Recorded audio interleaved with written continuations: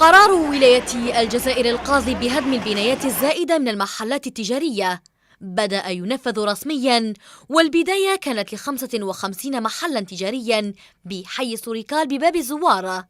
قرار أثار سخط أصحاب المحلات التجارية الذين وجدوا أنفسهم أمام الحطام. يقول لي واش فيها تندا هذه؟ واش فيها؟ انا مسطورين ماشي داير عفسه كبار ولا راصين في المارشيات برا بلا كاع بكوارتنا كاع بروجس كاع نخدموا على واش ما جاو صوروا عندها واحد الشهر من جاو صوروا اختي ارواح فرتيني يقول لي معليش اعطيني كونفوكاسيون اعطيني عفسه نحي معليش بصح هكذا تجينا ارواح ريب في نهار خليه يقتلنا. انا اولا شويه اللوكاتير لا غالب ما عندي واش ندير، لقيت الحانوت هكذا ما راش نقول له نحيه كريت عليه هكذا سي لا نرشي هاكم تلوفي هذه خدمه هكذا يخدموا. هدرت مع اللي يريب قال لي خويا انا عندي نريب ونروح. أصحاب المحلات أعابوا على السلطات المحلية عدم إعلامهم مسبقاً بعملية الهدم ودون سابق إنذار.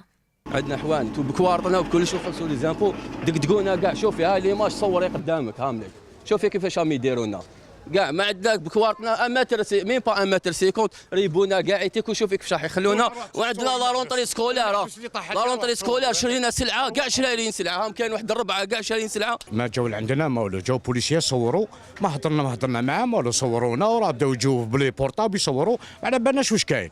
ومن بعد طاف نضنا مع صباح ربي لقينا البكله تهبل فينا. وانا راح يريبوا لي خاطرش انا عند درتين على جال المحبس طاح لي من الكاتريام ايطاج. تجي غير نهار يريبوا هاو تجي نهار يبداو يبنوا ثانيتك ما يخليهش يبني. السلطات المحلية من جهتها اعتبرت عملية الهدم لا تتطلب إعذارات مسبقة، وتطبيقها جاء بناء على تعليمات الولاية، والأمر يتعلق بزيادة غير قانونية. بدأ البارح من الساعة 8 حتى حوالي الساعة 7 مساء، وراح يستمر اليوم وغدوة إن شاء الله. التهديم كان صراع على أساس تسخيرة من الصنف الأول والصنف الثاني من السيد والي ولاية العاصمة.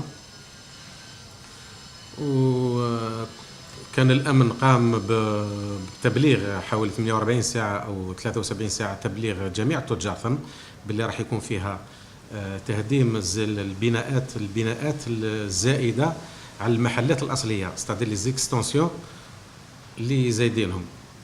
عدد المحلات حوالي 55 محل، والعملية راح تستمر حتى في جميع الأحياء. تسخيرات والي ولاية الجزائر تدخل في إطار التدابير المتخذة من طرف الحكومة للقضاء على ما يعرف بالفوضى العمراني، والتي تأتي تزامنا ودخول الإجراءات الواردة ضمن القانون 15/8 لإتمام سكنات غير المكتملة حيز التنفيذ اعتباراً من 3 أوت الماضي.